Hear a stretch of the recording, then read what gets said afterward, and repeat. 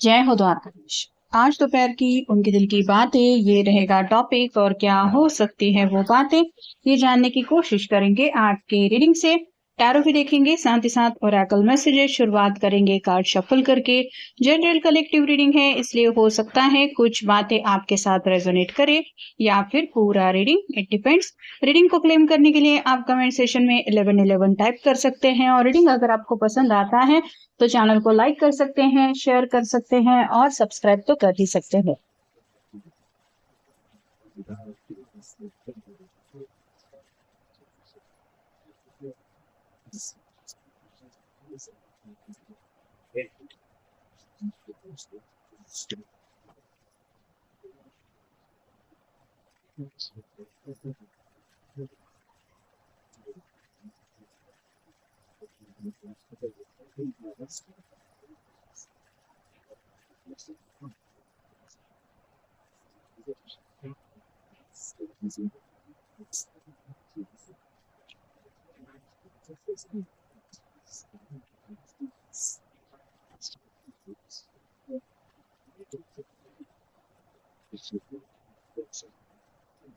पहला जो कार्ड मिला है वो है 4 ऑफ सॉर्ड्स का। एयर साइन, जेमिनी, लिब्रा या फिर एक्वेरियस। ये पर्सन आपसे कुछ तो ऐसी बात कहना चाहते हैं जिसके ऊपर थोड़ा सा इनका किसी बात को लेके तो डिसीजन डिपेंडेंट है।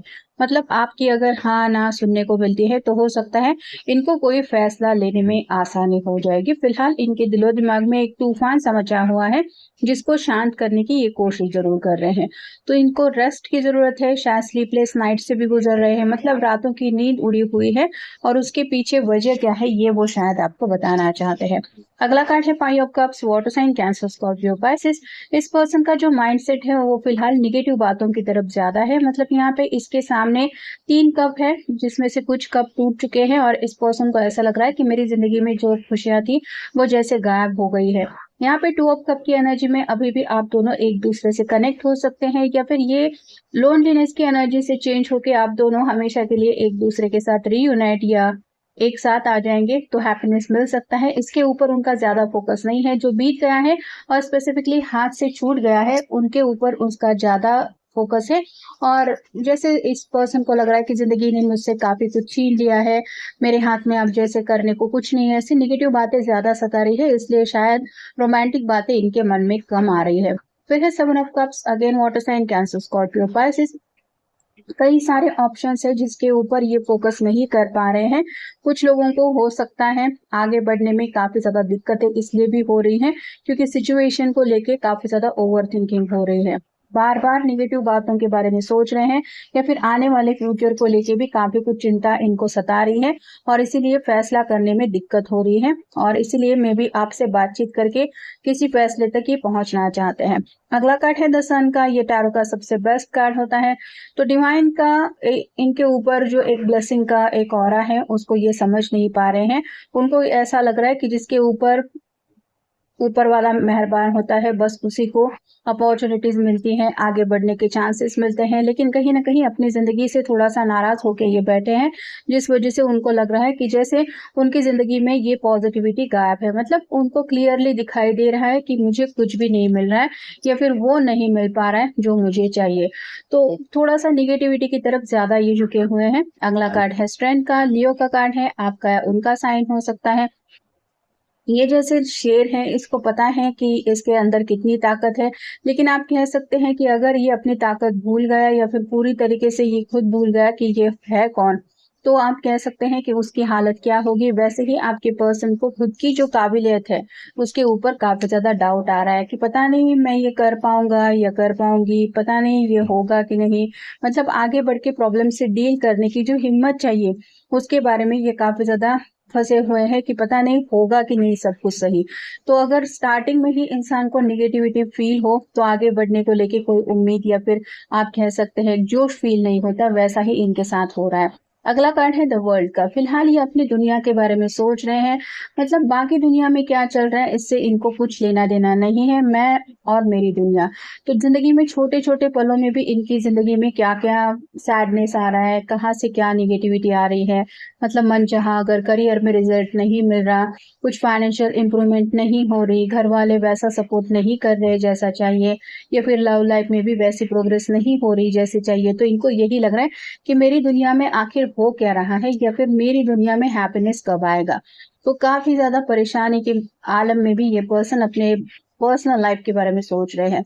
अगला कार्ड है सिक्स ऑफ हैंड्स का। Fire sign Aries Leo Sagittarius. ये पर्सन किसी भी हालत में अब सक्सेस चाहते हैं और इनको यही लग रहा है कि जो कुछ भी हो जाए इस बार तो मैं अपने आप को साबित करके ही रहूंगा या रहूंगी। तो करियर को लेके भी शायद कुछ अपने आप को साबित करना चाहते हैं, या फिर घर वालों ने अगर जाने अनजाने में इनको कुछ बोल दिया है कि तुम तो ऐसे ही हो या फिर तुमसे ये नहीं हो पाएगा, तो शायद उनकी बातें इन्होंने दिल पे ले ली है, ऐसा भी आप कह सकते हैं। और फाइनल कार्ड है two of cups. Again water sign, Cancer, Scorpio, Pisces. Give up नहीं करना चाहते और उनको लग रहा है उनको गिव अप करने से अगर कोई रोक सकता है और उनके दिल में उम्मीद की कोई किरण जगा सकता है तो वो है आप। और इसीलिए शायद ये आपसे बातचीत करना चाहते हैं, क्योंकि ये आपके साथ जो रिश्ता है उसको तो किसी भी हालत में खोने के लिए तैयार नहीं है। मतलब कितनी भी निगेटिव बातें इनके दिलो दिमाग में क्यों न हो, उनको ये जरूर पता है कि आप एक ऐसे इंसान हैं जो अपनी बातों से इनको निगेटिविटी की तरफ से पॉजिटिविटी में लाने में बिल्कुल सक्सेसफुल हो सकते हैं।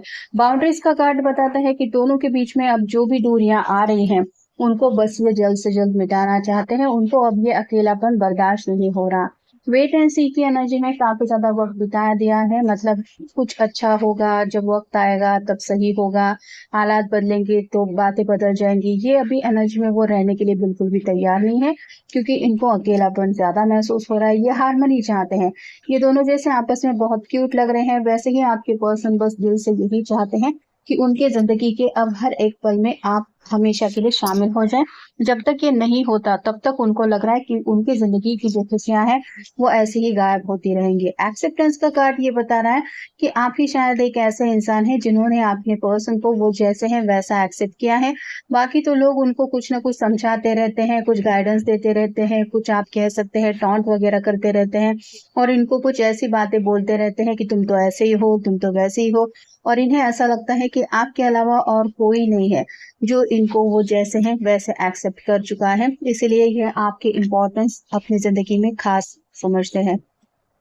पर्सपेक्टिव का कार्ड ये बताता है कि आपका ही सिर्फ ऐसा नजरिया है कि आप अपने पर्सन को सुख हो दुख हो उसमें समझ के लेते हैं। बाकी दुनिया में उनको नहीं लगता कि उनकी फैमिली को छोड़ के और कोई उनको समझ के ले रहा है।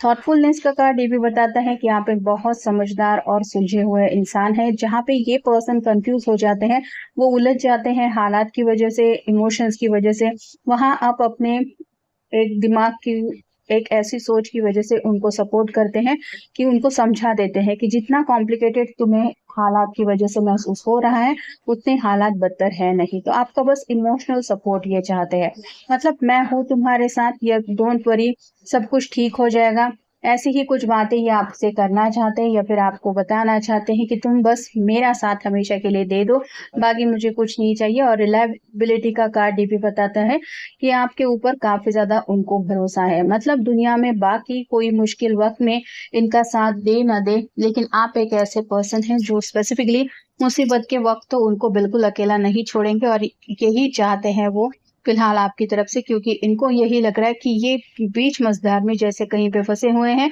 और आपके अलावा और कोई नहीं है जो उनको यहाँ से छुड़ा सकता है। शायद इसीलिए आपसे बातचीत करके दिल का कुछ बोझ हल्का करना चाहते हैं या चाहती हैं। तो ये था आज का रीडिंग, जनरल रीडिंग है, आपके साथ जितना रेजोनेट हो उतना ले लीजिए। मिलेंगे नेक्स्ट रीडिंग में।